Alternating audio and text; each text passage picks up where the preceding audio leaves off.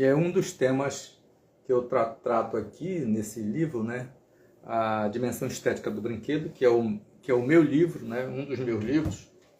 E eu tenho um artigo que eu publiquei numa revista Margem da UFPA em 2009, o desenho sob encanto do herói no ecrã, né? Que é os diversos suportes, né? Digitais e analógicos, que estava na época, né? Eu vou até atualizar e publicar outra vez esse texto, né? Que eu gosto muito, né? Tem a ver também com imaginação, que foi nosso tema da aula passada, né? Que eu ainda estou devendo os slides para publicar, né? Eu acho que mais tarde eu faço essa publicação dos slides sobre a imaginação. Para quem não me conhece, eu sou o professor Alixa, né? Sou arte educador, sou especialista em arte e educação, tenho 2 livros publicados, Comunicação Estética da Criança e esse livro que eu tô trabalhando desde a aula passada, que é a dimensão estética do brinquedo. Eu vou fazer um e-book que deve estar saindo, eu acho que até março deve sair o e-book, que eu vou falar sobre as questões do brinquedo, né? Do brinquedo que estou sempre falando, brinquedo, criatividade, arte infantil, né? Que elas são todas conectadas. E é muito bom ter pessoas que gostam desse tema, porque a gente pode dialogar, nós podemos conversar, né? Eu estou à disposição de vocês para qualquer conversa. Pode mandar um direct, né? Ou então lá mesmo na minha bio tem o meu WhatsApp, você pode me escrever e a gente pode conversar e ver o que, né? Qual é a sua dúvida, ou então que reflexão nós podemos realizar, né? Às vezes as pessoas me pedem indicações de referência bibliográfica, que é muito importante, né? Porque eu me lembro que quando eu comecei a trabalhar com criança, eu tinha muita dificuldade de trabalhar com a criança, até porque a licenciatura que eu fiz, e a licenciatura em geral que nós fazemos, né? E na época que eu fiz, nos anos 80, 70 para 80, era mais difícil ainda.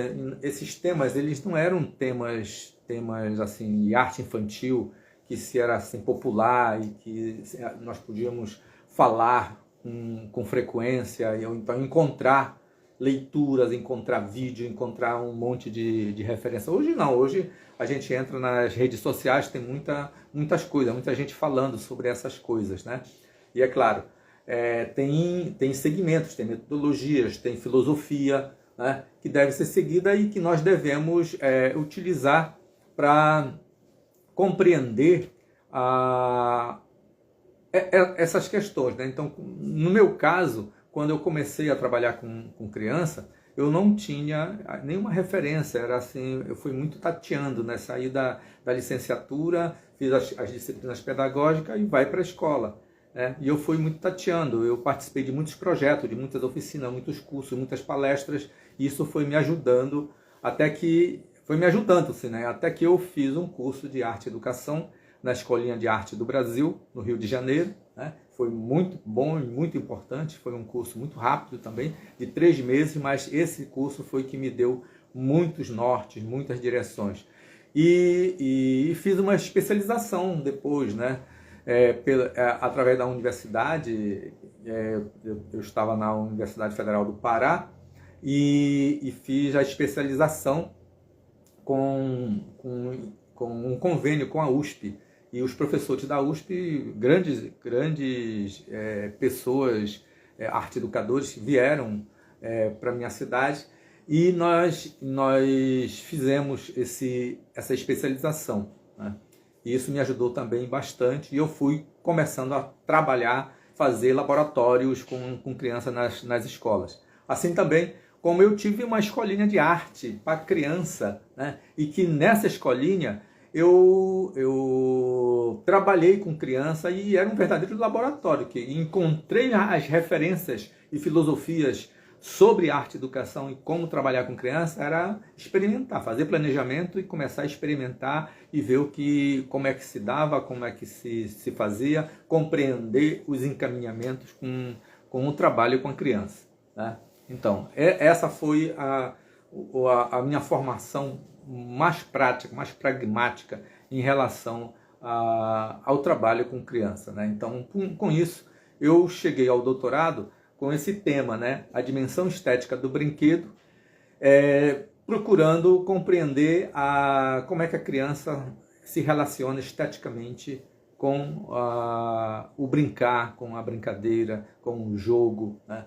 E aí eu fui para Portugal e encontrei a professora Conceição Lopes, em Portugal, e lá em Portugal foi muito legal porque a professora Conceição Lopes ela já trabalhava as questões da ludicidade no âmbito da comunicação. E isso foi muito importante porque eu passei a compreender não só o lado pedagógico, mas passei a compreender um lado de uma dimensão maior que é a comunicação. E acabei entrando pela estética, pela filosofia, e para poder compreender cada vez mais e mais e mais essa estrutura do pensamento infantil e das crianças, né? Até 12, 15 anos, que passaram a ser importantíssimo, né? Para a minha construção, né? E para entender como tudo isso poderia funcionar e como essa teoria que eu tinha acumulado eu poderia colocar em prática, né?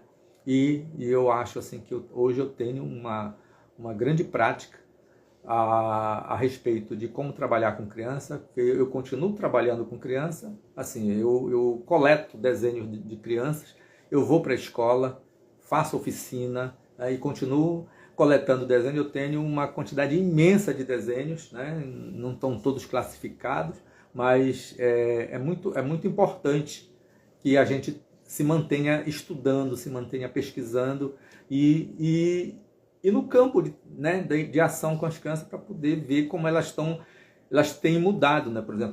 Por exemplo, hoje no mundo contemporâneo a gente teve uma mudança. Eu publiquei esse texto em 2009 e hoje nós estamos em 2022, então nós temos aí mais de 10 anos, né?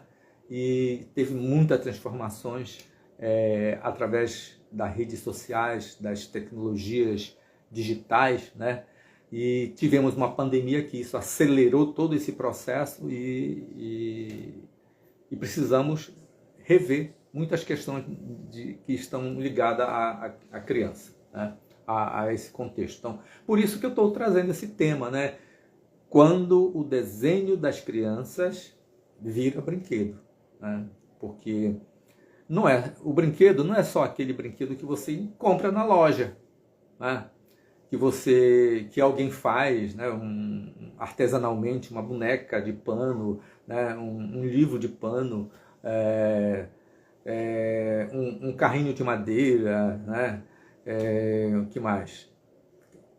Assim, mas tem brinquedos que a criança fabrica, né? E uma dessas fábricas, da fábrica do brinquedo da criança, é o desenho, né? Que ela está ali no seu dia a dia e a gente vai pensar sobre isso, né? Então, deixa eu começar falando sobre o brinquedo, né?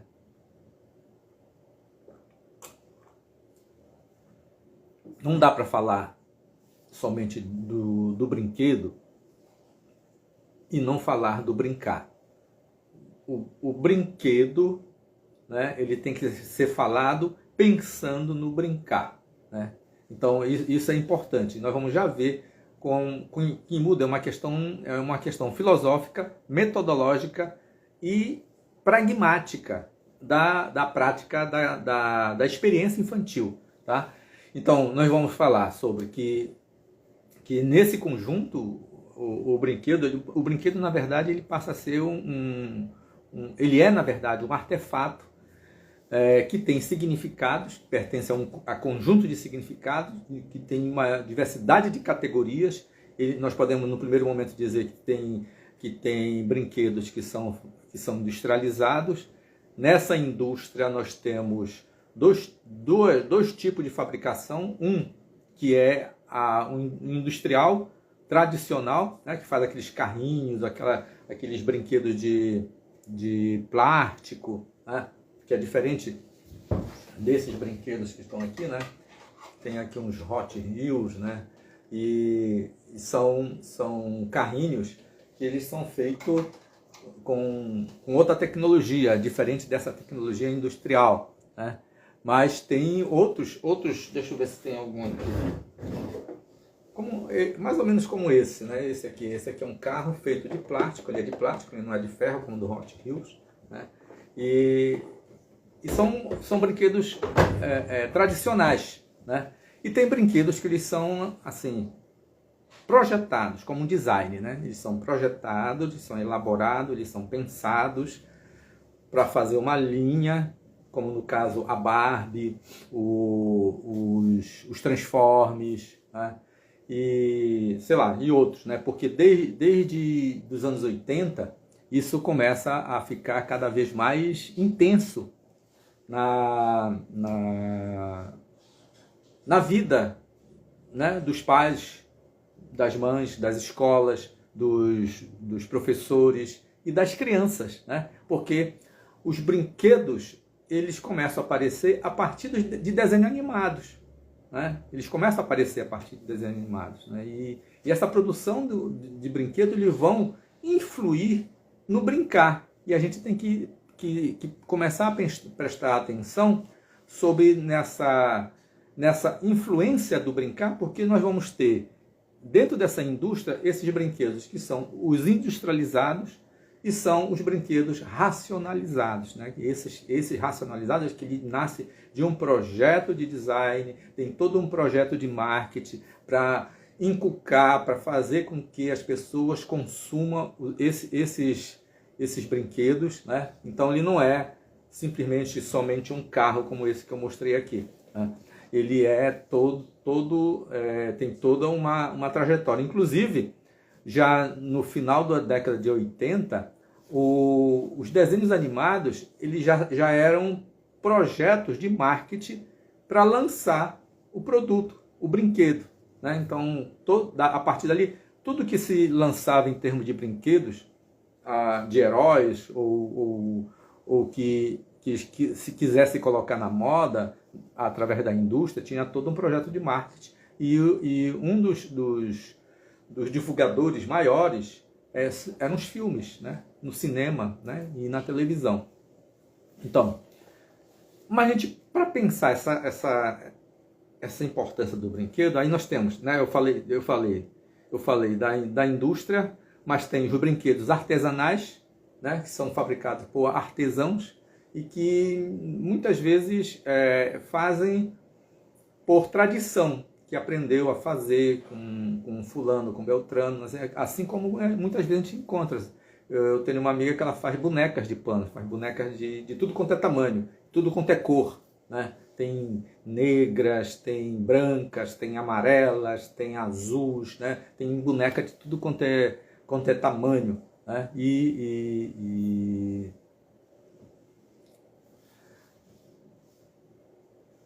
Então, assim, eu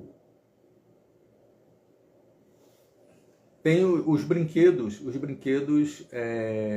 que a própria criança fabrica, né? Então nós temos essas três categorias: as categorias do brinquedo industrializado, a categoria do brinquedo artesanal e a categoria do brinquedo feito pela própria criança.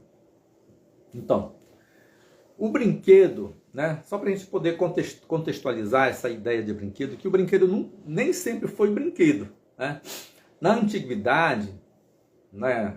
Vamos dizer lá, Roma, Egito, Grécia e as outras civilizações antigas, elas tinham como princípio o brinquedo como um amuleto. Era um amuleto, né? A bola era um amuleto, né? Hoje a bola tem outro significado, mas naquela época a bola era um amuleto. O maracá, né? O chacoalho, né? Era um amuleto, né? Para afastar os maus espíritos, para tirar as energias negativas da criança, né? E elas trabalhavam, os adultos trabalhavam com os brinquedos e não ofereciam às crianças, trabalhavam no momento que as crianças apresentavam uma determinada situação e que precisava, né, se a criança, por exemplo, estava chorando em demasia, já utilizava um determinado tipo de brinquedo para fazer com que ela se acalmasse, né? Trazia um brinquedo para que ela se acalmasse. Então, os brinquedos não eram tão variados, tinham as piorras, né? As piorras são hoje peões, ainda existe piorra, né? Uma vez eu passei no farol, tinha uma pessoa trabalhando com uma piorra, né? E ainda existe a piorra. Só que hoje é por divertimento, por entretenimento, mas na época da antiguidade, nessa antiguidade, né, dessas civilizações antigas, eles utilizavam como amuleto, né, para afastar mau espírito, para fazer a criança ficar mais calma, né, se centralizar, se equilibrar. Então se utilizava desse modo. No século XVII, observe que vem desde a antiguidade clássica e vem pela Idade Média com o mesmo comportamento, né, utilizando o brinquedo. Mas no século XVII, um dicionário espanhol, ele publicou uma palavra que foi chamado de juguete, né? Juguete era para caracterizar o brinquedo que ele estava mudando de função. Ele não tinha mais somente aquela função de amuleto, de afastar os espíritos ligados a essas questões. E no inglês passou a ser chamado de toys, né? Os toys, né? No inglês. Então, essas duas palavras, entre o francês, espanhol e inglês, passaram a caracterizar um fenômeno que estava relacionado ao entretenimento, à distração das pessoas, né?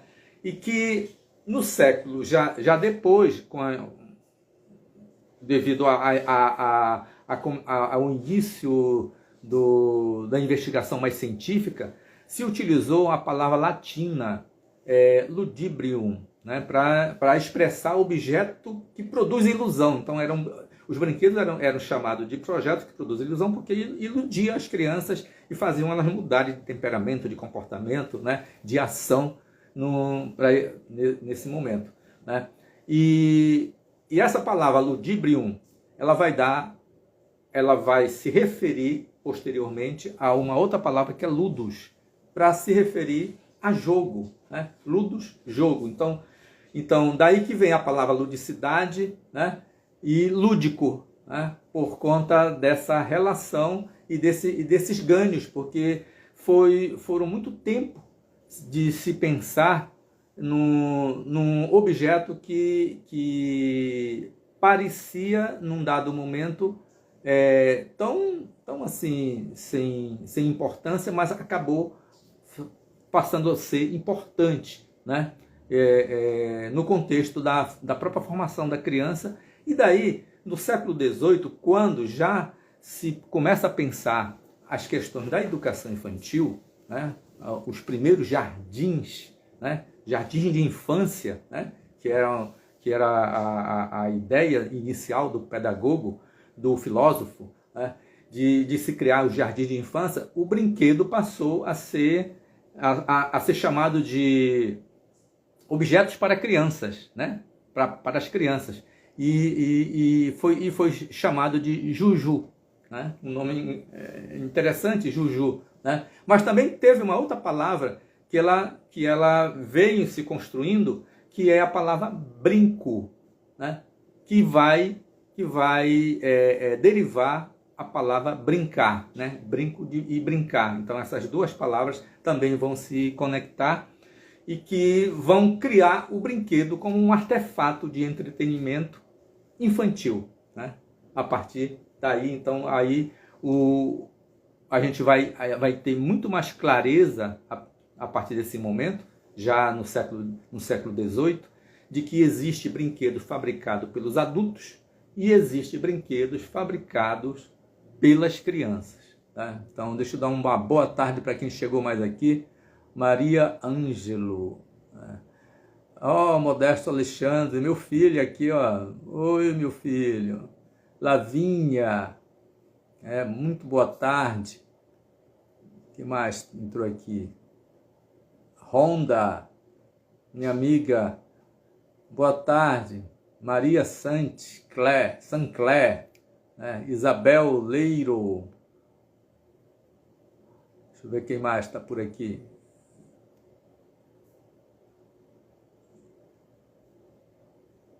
Ateliê Chico Bolacha. Legal. Aline Mirelli. Boa tarde. Joana Berco. E tem muito mais gente aqui que está difícil de... Chegou agora nesse momento o Francisco Gomes. Legal. Muito boa tarde para todos que estão aqui comigo e escutando esse primeiro momento, que nós estamos falando do brinquedo, falando dessa construção histórica, do significado do brinquedo, para chegar aonde nós queremos, que é o desenho da criança que vira brinquedo. Então, o desenho ele vira brinquedo. Então, nós precisamos compreender que não... Só de a gente estar falando sobre isso, que num dado momento o brinquedo era um objeto talismã, depois ele passou a ser um objeto de distração das crianças, dá para percebermos que não havia muito interesse em fazer com que as crianças desenhassem, apesar de elas já saberem desenhar, já saberem fazer as coisas, mas e muitas vezes não tinha muito material para entregar para a criança. Essas questões de papel, de lápis, de caneta, de diferentes tipos de ponta de material para realizar grafismo é do século XX para cá. E a imaginação passa a ser o suporte fundamental da produção de brinquedo das crianças. Como nós falamos, a imaginação lúdica na live passada, que é uma imaginação produtora, é uma imaginação plástica, é uma imaginação que produz significados subjetivos, mas que ela não solta, ela só vai soltar com o ato de cristalizar o objeto, fora do pensamento, fora da cabeça da criança. Então, uma das formas para isso que a criança tem é a representação gráfica, é fazer o desenho, eu tenho um desenho aqui, ó. Fazer um desenho assim, ó. Uma garatuja, isso aqui é uma garatuja, uma criança de 4 anos, mas a criança de 4 anos, ela não faz somente a rabiscação, vocês viram um monte de rabisco ali, mas tem ali uma história, E se a gente não escutar a criança,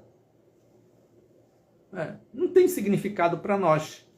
Então, só vai ter significado para nós essa rabiscação quando a criança ela verbaliza. Uma criança menor de 4 anos, de 3 anos, às vezes ela não sabe muito bem o que ela fez, porque tem significados diferentes da garatuja conforme o desenvolvimento mental, o desenvolvimento motor, o desenvolvimento social que ela tem, como ela vai se relacionar com os rabiscos que ela faz. Então, a representação gráfica de crianças, eu vou estar me referindo aqui de crianças de mais ou menos 5 anos até os seus 10, 12 anos, por aí, que eu vou estar me referindo agora aqui. Então, a representação gráfica da criança, ela é uma prática que demonstra o pensamento da criança. Então, assim como crianças pequenas, de até 4, 5, 4 anos, tudo que ela pensa, ela fala. E a partir do momento que ela vai deixando de falar, ela vai transformando essa fala em pensamento. São falas dentro da cabeça dela. Então, quando isso acontece, o desenho é o melhor elemento para se relacionar com a criança, para saber da criança, né? Então, tudo que ela pensa, ela desenha. Tudo que ela vê, ela desenha, né? E esse mundo, né?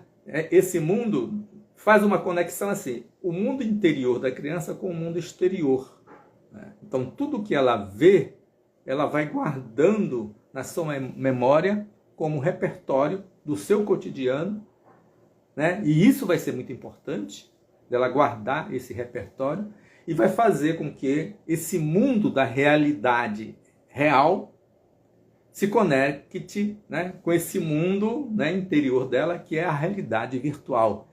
A imaginação, ela produz a realidade virtual da criança. Ela é uma potência, né, que a qualquer momento ela pode colocar para fora um desenho que possa dizer muito sobre ela, muito sobre o seu temperamento, muito sobre as suas coisas.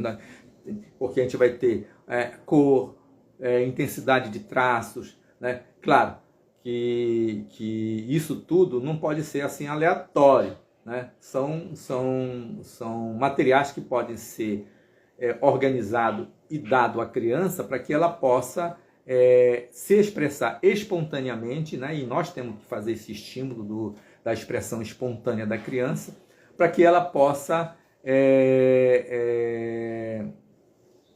soltar essa energia, né, criadora através da representação gráfica. Aí ela vai ter traços mais intensos, mais curtos, mais longos, mais leve, né? A organização do papel vai ser importante, como ela vai colocar os elementos em cada espaço, a iconicidade, né, que são os signos visuais que ela vai se relacionar com as pessoas, com os objetos que ela vai trazer para esse espaço, né, para esse território do papel, né, que é um território lúdico, né, e o desenho passa a ser, né, nós como estudioso, pesquisador sobre isso, para a gente são matérias para compreender esse processo de criação da criança, né? Mas para a criança é diversão, né? E tem que ser diversão, né? E a gente tem que aceitar isso como diversão. Ela está se divertindo, né? Às vezes ela faz, né? Ela faz um desenho lá e diz que é o fulano, e às vezes não é o fulano, é o Beltrano, e ela junta, né? Como hoje eu recebi um desenho do meu filho, ele disse assim: olha aqui o bebê bem, né? Que é o meu filho mais velho, que ele desenhou como um bebê. Ele diz assim, ele não usava óculos. Então, se você, porque eu esqueci de trazer o desenho, eu queria mostrar. Mas era cheio de rabisco, né? Como esse aqui, né? Como esse aqui, menos encorpado, mas com muitas formas assim retas que começam a aparecer. Mas tem uma história ali, né? Aí ele diz, que ali tem os adultos, tem uns desenhos grandes, né? Umas figuras grandes assim atrás, que não dá para identificar que é gente ou não é gente, mas ele já, né, e já diz, e já sabe o que é, e a gente tem que perguntar, né? A gente tem que dialogar com eles, né? Nós não podemos dizer assim, o que significa isso, que eu não sei o que, ou então usar palavras mais difíceis para tentar descobrir as coisas. Não, você tem que dizer, o que será que tem bem aqui, né? Aí você aponta um desenho, aí ela vai dizer, a criança vai dizer o que tem ali, né? E a partir daí ela começa a fazer toda uma narrativa sobre aquele desenho, né? Então e enquanto ela está fazendo, ela está se entretendo, ela está se divertindo, ela tá na paz, né? Ela tem essa relação com um desenho gráfico como o brinquedo, né? É um brinquedo, é um momento de entrega. Naquele momento é um momento de entrega, né? Que é o mundo interior delas saindo para o papel, né? Mas ela faz o papel só por fazer? Não, ela quer se comunicar com as pessoas, né? Tanto que ela vem trazer para as pessoas para olhar. E se você não der importância àquele desenho, então ela fica frustrada, né? E aí ela, muitas vezes, ela nem vai mais levar para você ou para alguém, porque não teve nenhum interesse naquele desenho da criança, né? Então, isso é muito importante. A gente demonstrar interesse por aquilo e conversar com a criança sobre aqueles desenhos, né? Pois muitos desses desenhos, numa outra idade de criança, não de 4 anos, mas de 6, 7, 8 anos, a criança já faz desenhos que ele vê na animação, né? Hoje, pelo YouTube, pelo Vimeo, por outros suportes que passam filmes, que passam desenhos, né? Que ele tem acesso através do celular, através do tablet, através do computador, né? Ou mesmo na televisão. A televisão hoje tem muito pouco desenho animado, né?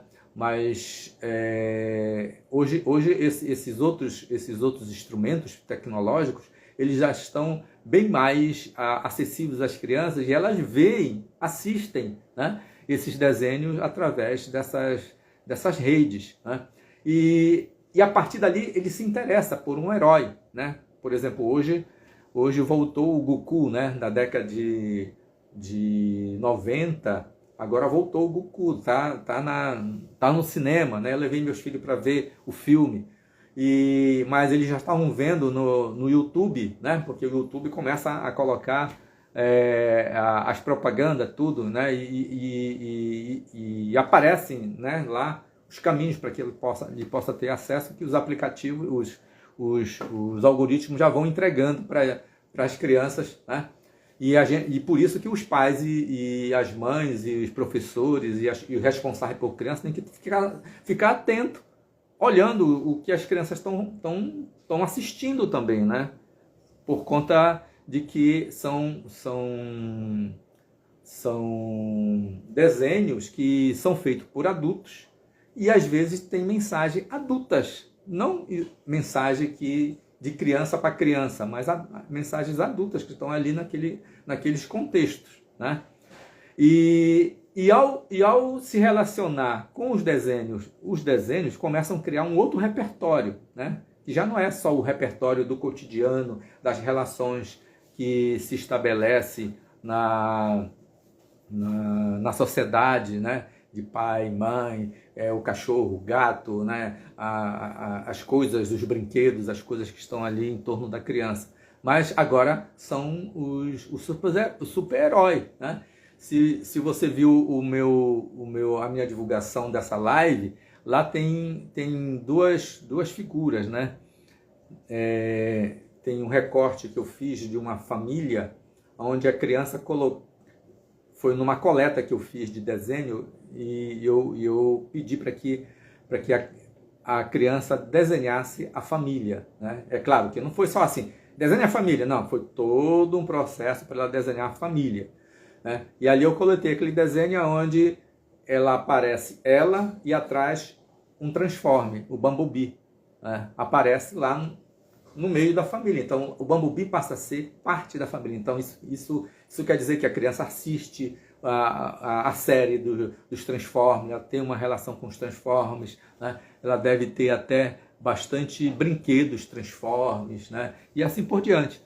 E isso passa a ser repertório, né? Do cotidiano, da vida dela, né? Então ela cria a representação gráfica, e essa representação gráfica ela passa a ser o brinquedo dela, né?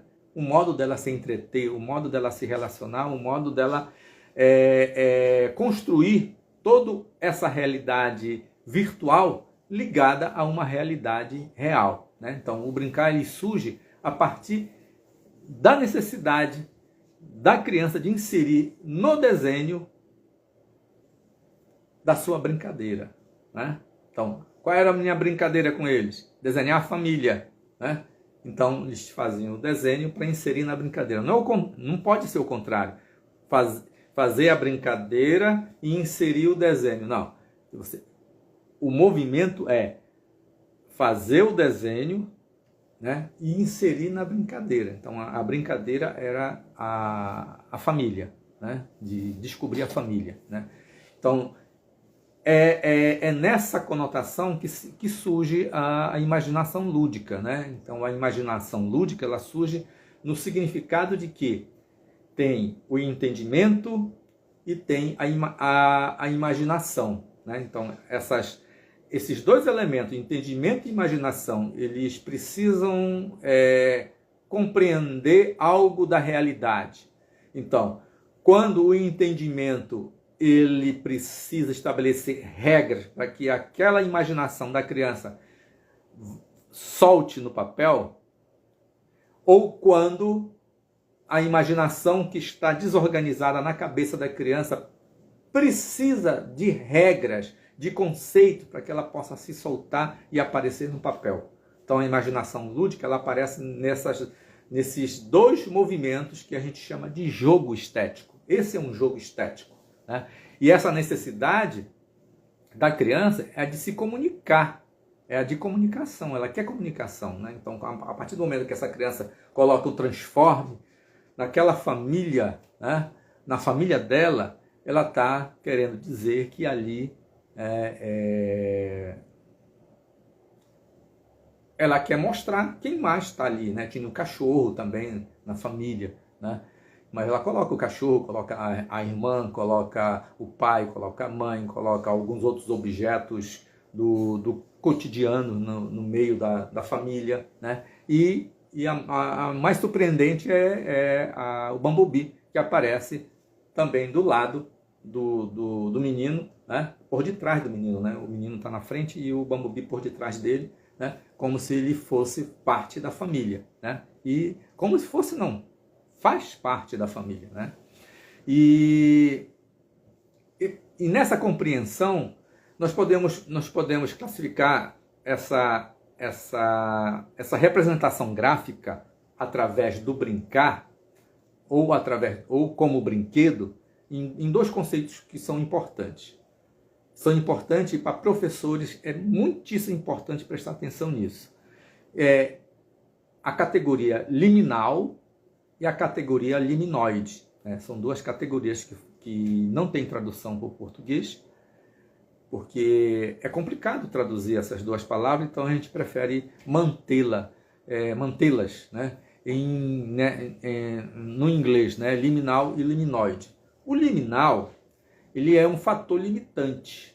Ele se refere a um fator limitante, ele é restritivo, é orientado por regras, né? Então, por exemplo, quando vai se fazer arte na escola, o professor estabelece todas as regras, tal. É liminal.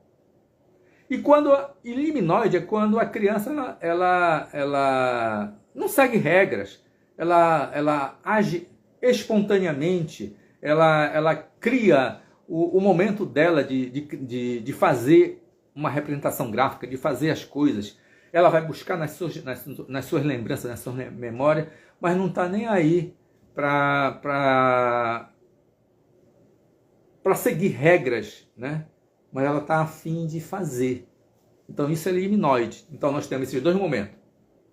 O momento liminal, que é aquela estabelecida por um determinado padrão, por seguir regras, por seguir determinadas ações, e o liminoide, que é aquele que não precisa ter regras, né? Então, no caso da criança estar assistindo um filme no YouTube e se envolver e depois desenhar os personagens daquele filme que ele ou ela assistiu, isso é liminoide. Porque quem está fazendo a mediação ali é a televisão e ela não tá dando regra. Ela está dando conteúdo, mas ela não está dando regra. Que ela tem que fazer assim, que ela tem que fazer de outra forma. Não, ela escolhe o material dela, ela escolhe o papel, o tamanho, a cor, né? E vai fazer aqueles desenhos impulsionado pelo conteúdo do filme, né? Ou do desenho animado que ele está vendo. Diferente do liminal, que o professor já determina, olha, hoje é aula de pintura, Hoje nós vamos trabalhar com os impressionistas, vamos fazer pontilhismo, né? Sei lá, e por aí. Então ele estabelece regras de como realizar, e ali não tem um brincar, né? No liminal não tem um brincar, no liminoide tem um brincar, né? Um brincar livre e espontâneo, porque é ele que decide, é ele que se realiza através da sua imaginação lúdica, né? Então a arte espontânea da criança é a brincadeira, é brincadeira por excelência, né? Então quando ela espontaneamente ela solta no papel a sua criação artística, ali já é um ato de brincar, né? É brincadeira, né? E o processo de desenhar, ele acontece, o processo de desenhar da criança ele não acontece assim, de uma hora para outra, né? Às vezes você, não sei se já aconteceu com vocês, mas comigo, como eu sempre estou curioso para saber como é que as crianças desenham, e o que elas estão desenhando, qual o seu repertório, eu sempre estou procurando ver o desenvolvimento das formas que elas fazem, né? Então, por exemplo, um círculo, ele não é feito de uma hora para outra, que a criança, de repente, ela traça o círculo, né? Ou o redondo, né? Porque às vezes ela não faz bem o círculo, ela faz uma coisa redonda, né? E esse redondo, ela traz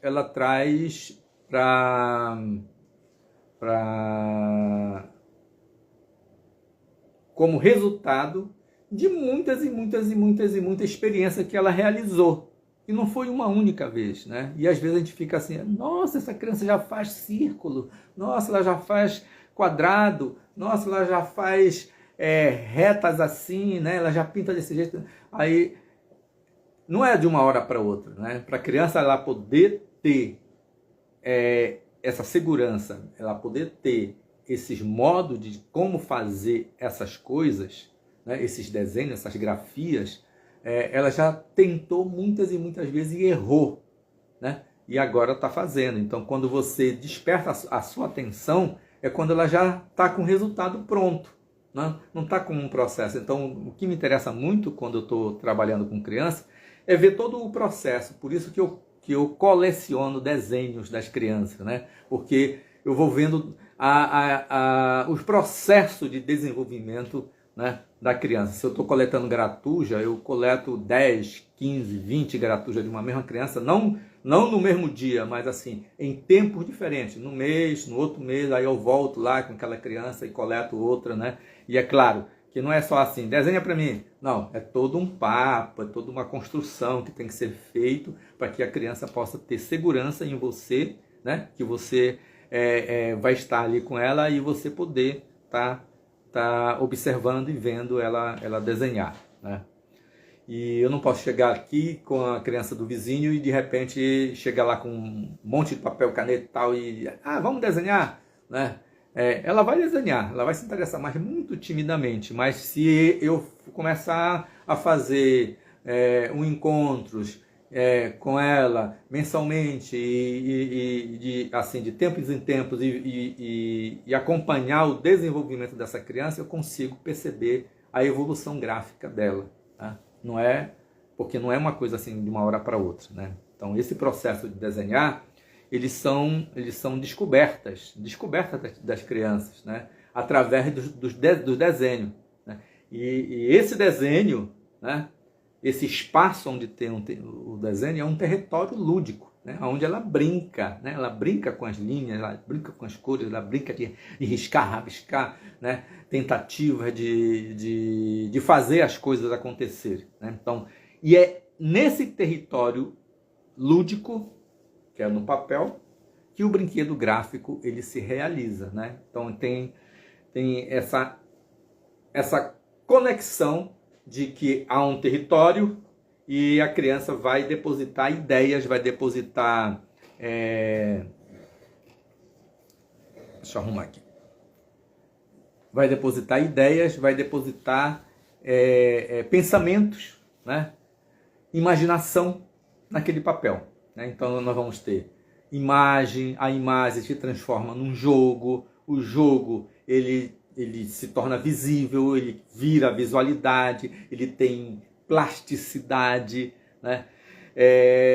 E essa relação imagem, jogo, visualidade e plasticidade, ele é o comportamento lúdico da criança nesse território, né? Onde é o território? O papel, né? No papel, na tela, no plástico, no pano, né? Onde você quiser, né? Se você está dando material para ela. Pode ser a parede, né?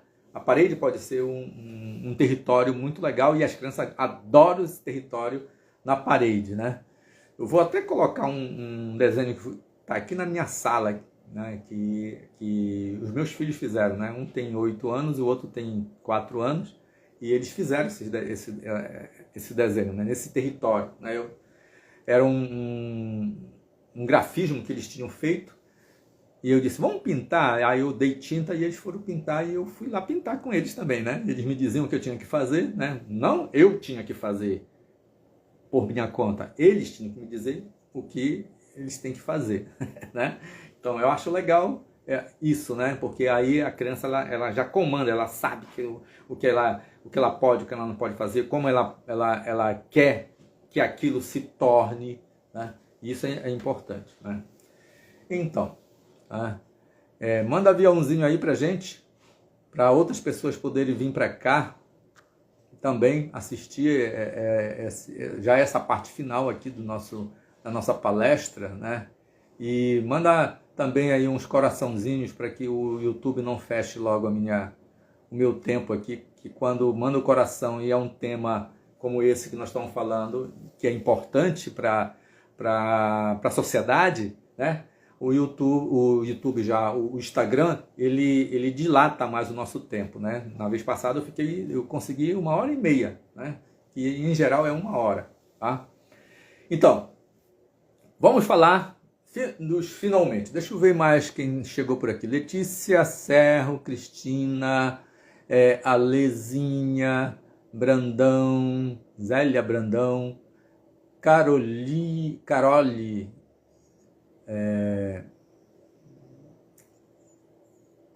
né? Empreenda-se, olha, legal. Sandra Bot, Lise Pompeu, oi Lise, minha amiga lá de Belém. Cristiane, né? E Cristiane de que cidade, Cristiane? Eu tenho uma Cristiane, uma grande amiga lá de Goiânia, Cristiane. Ela é bailarina, não é você, né?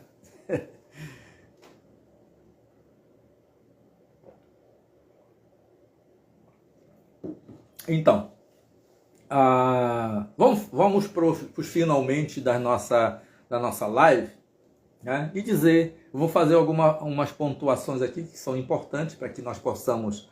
a Cristiane é de Porto Alegre, muito legal, Cristiane, você está bem distante de mim, eu estou no Pará, nós estamos em 2 pontos extremos, mas o Instagram nos une, né? Nós estamos bem próximos, Adri, prazer, professora Adri, Salvador da Bahia, né? Vocês podiam dizer de onde vocês são, né? Para que eu possa me conectar mais com vocês, saber onde vocês estão, né? Brandão, Zélia Brandão, de onde você está, Alezinha, né? Que mais aqui? Empreenda-se, né? Bahia, legal. Então vamos falar. Um primeiro momento é atribuir a significação lúdica ao desenho, tá? Isso é muito importante, de nós considerarmos e termos isso consciente de que a criança, quando ela desenha, ela está envolvida com a ludicidade, né? E é uma ludicidade né? Sozinha, porque ela faz um brincar social, espontâneo, individual, né? Então é um momento, por exemplo, se ela foi ao parque, se ela foi à igreja, se ela foi a um local nesse local onde ela foi,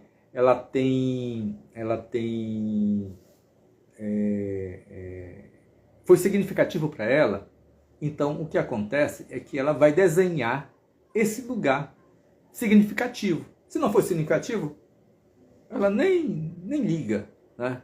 Ela não aparece ali, né? Mas se ela comeu uma fruta ou teve uma experiência que foi significativa para ela num dado momento nessa trajetória, ela vai desenhar aquela experiência. Então esse momento ela passa a ser importante porque tem significado lúdico. E ao ter significado lúdico, ela vai fazer uma representação gráfica daquilo que dá prazer, que deu prazer a ela, né?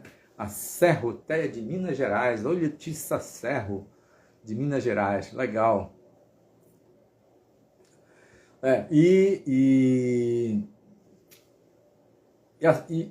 O segundo momento dessa reflexão é que nós vamos dividir em etapas, né? A etapa da execução do desenho da criança. Então vamos pensar nessa construção, né? A primeira é a execução e elaboração de desenho. Então, como eu estava dizendo, a criança ela aprende a desenhar sozinha com seus próprios atos repetitivos de estar fazendo aquela atividade constantemente, né? Então a criança ela experimenta rabiscar todos os dias, todas as vezes que ela tem oportunidade. Por isso que é importante ter um local onde você possa disponibilizar para a criança papéis, canetas, lápis, né? Que ela possa pegar ali e no momento que ela sentir aquela necessidade que vem mesmo dentro dela, né? Porque a criança ela não é diferente do artista, ou o artista não é diferente da criança.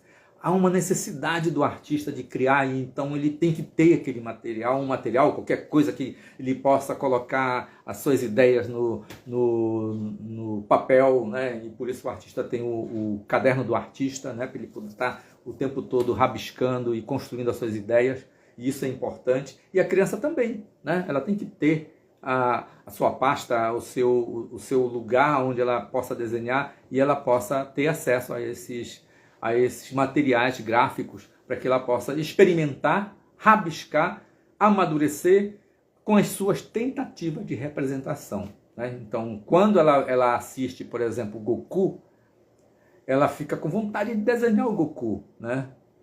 Tem duas coisas que mobilizam ela a desenhar. Se ela está na escola, ela vê outros colegas que já estão desenhando o Goku, ela também quer desenhar o Goku, né?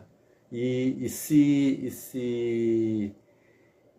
ela chega em casa e não tem material, ela fica meio frustrada, né? Às vezes ela vai desenhar no caderno. Aí o pai, a mãe ou alguém repreende, porque ela não pode desenhar no caderno, porque o caderno é da escola, não sei o quê, mas não dá um material para que ela possa se expressar. E é necessário que se dê o material para que ela possa estar se expressando e no momento da sua necessidade, né? Que aquela necessidade, né, como eu falei anteriormente, é a necessidade de se comunicar com o mundo, né? E se nós não demos os recursos que ela precisa, nós não temos condições de estar se comunicando com a criança, né? E é necessário, né? É uma questão de comunicabilidade estética, né? E esse é o nosso compromisso. Então a criança ela passa a representar aquilo que ela vê e não o que sabe, né?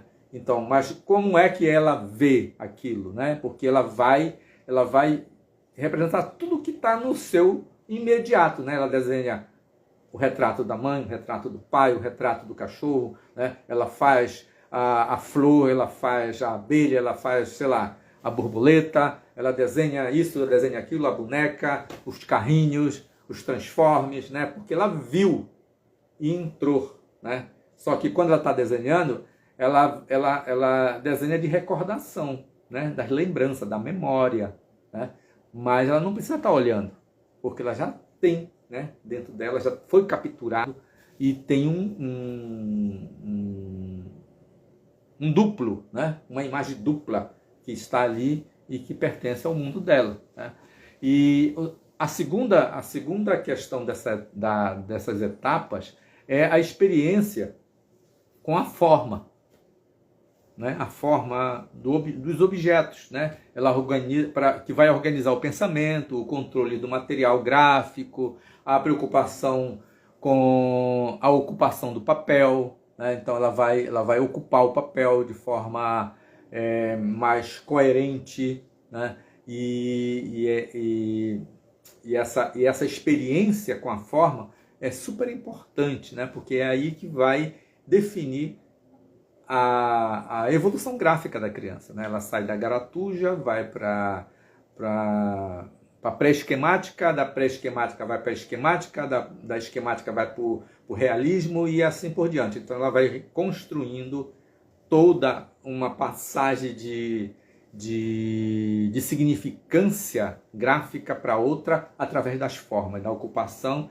e vai ocupando aquele papel até que ela começa a sentir a necessidade daquilo que ela vê, que tem profundidade, que tem perspectiva, né? Que eu estou distante aqui da parede, né? A parede é ali atrás onde está aquele caminhão com aqueles carros, né? E eu estou aqui na frente, né?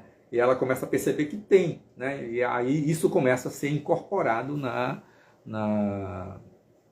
no desenho dela, né? E muitas vezes tem crianças que ela já adotou a sintaxe de fílmicas, né? De filmes, de desenhos animados, de corte, de recorte, de montagem, de mudança de plano, de mudança de câmera, né? Sem ninguém dizer para ela, ela já coloca no desenho dela isso, né? Aparece nos desenhos dela, né? Eu fiz uma experiência com criança assim, eu coloquei um vaso para elas desenharem, né? Para a criança desenhar, e sem ela sair daquele local, eu me dizia assim, olha, imagina que você está lá naquele cantinho, lá em cima do teto, como é que esse vaso seria você olhando de lá? Se você fizer essa experiência, a criança ela te responder positivamente, é porque ela assiste televisão. Esse é um movimento de câmera, né? Ela te dá essa resposta porque ela por estar assistindo filme, por estar assistindo desenho animado, e os desenhos animados hoje eles são muito realistas, né? Nesse sentido de uso de câmeras, de corte e tudo, ela vai fazer isso também, né? E isso é experiência com a forma, né? Outro aspecto é o domínio da expressão gráfica, usando a memória visual, né? Então ela vai guardar, então, por exemplo, você quer trabalhar a história da arte com a criança? Então conta a história dos artistas. Tem muitos livros que contam a história de Van Gogh, conta a história de artistas, dos artistas mais clássicos, né? Mas você pode contar a história de um artista da sua cidade que você conhece. Você pode contar a história de pessoas mais próximas, né? E isso vai fazer com que ela pense e crie repertório, né? Aí você mostra as imagens da produção artística dessas pessoas e tudo mais, e isso é importante, né? É muitíssimo importante, porque é a construção de repertório, a construção de memória visual, né? Eu, quando comecei a aprender a desenhar, eu tinha 8 anos de idade, eu acho. Assim, desenhar não, porque eu já desenhava, né? Quando eu fui para o primeiro curso de desenho, né, no ateliê da minha prima, Betty Veiga Santos, ela fazia um exercício de memória visual comigo, né? Ela dizia, olha, assiste o Chacrinha hoje, né? Naquela época tinha o Chacrinha, né? E eu ficava com a prancheta, lápis e papel e borracha e olhava que eu tinha que desenhar os personagens que passavam no Chacrinha, né? E ela tinha que identificar na aula seguinte, né? O Chacrinha passava no domingo, se não me engano, e quando era na minha aula, durante a semana, eu tinha que levar os desenhos para ela identificar, né? Os personagens que tinham passado no programa do Chacrinha, né? E isso é memória visual, né? Eu faço isso com meus alunos quando eu estou trabalhando figura humana também, né? Eu levo eles para a rua e vamos desenhar as pessoas passando, né, para elas poderem se acostumar com os corpos das pessoas, né, do movimento, que não é só simplesmente a fotografia, né? A fotografia eu posso ter um instantâneo, mas a memória visual está sendo muito esquecida também, mas as crianças têm, né? Mas a partir do momento que ela começa a ver que a possibilidade de tirar foto e guardar memória através do celular, ela vai esquecendo essas outras possibilidades, né? Mas a memória visual é muito legal, é muito importante a gente poder exercitar, né, a memória visual, ok? Eu quero dizer para vocês que eu tenho um curso, né, de arte, de ensinar arte, que está disponível. Você pode entrar no link da minha bio e você acessa lá, entra na página e vê se te interessa, se te interessar, ou então para um colega ou para uma colega que queira, que esteja precisando de conhecimentos artísticos, né? Lá eu trabalho bem a questão de planejamento, questão de conceito, que conceito nós precisamos ter para trabalhar em arte, né? Um conceito de arte para que nós possamos seguir, metodologia, tem metodologia também lá, né, para ser trabalhado. Então dá uma olhada lá, indique para um colega ou para uma colega esse curso Arte de Ensinar Arte, né? É só clicar no link da minha bio que você vai para a página lá do contexto, do curso, né? Do mini curso.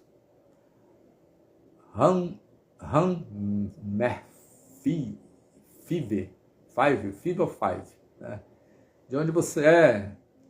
Lisandro, boa tarde. Fabiana, boa tarde. Heráclito, boa tarde, né? Chegaram aqui, já estão há um tempo aqui, né? Então, se vocês tiverem alguma pergunta, quiser fazer algum comentário, eu estou à disposição nesse momento para a gente poder dialogar.